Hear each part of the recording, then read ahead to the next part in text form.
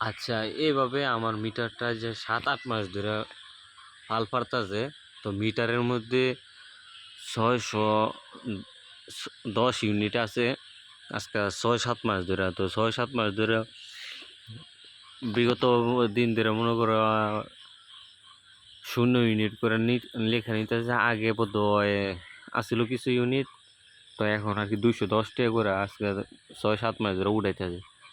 তো অভিজ্ঞ যারা আছেন আসলে কি এই মিটার যে নষ্ট পরবর্তীতে কোনো বিল-টিল আসবো নাকি?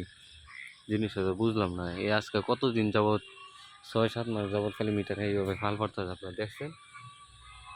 তো তারা গড় বিল লেখা নেয়। এই যে এখানে কারেন্ট আছে, ঠিক আছে? কারেন্ট আছে কোনো সমস্যা নাই। তবে এই মিটার যে ফাল পারে এটাই তো সমস্যাটা বুঝতে পারতাছি না কি করতাম এখন?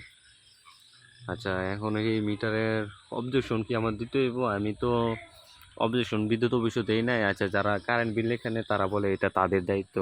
তো তারা আবেদন করছে এখন পর্যন্ত কোনো মিটার দেয় নাই। তাহলে কি পরবর্তীতে কোনো বিল কি বেশি আসবো নাকি এটা বুঝতে পারতাছি না কি করা যায়। এখন বিদ্যুৎ অফিসে গেলে অনেকের কাছে শুনি ওই মিটারে আবেদন দিলে ২-৩ হাজার টাকা লাগে। ওই সরি ১,০০০ টাকা দিলে তারা নতুন মিটার লাগাই দিব, আইনা লাগাই দিয়ে যাইব।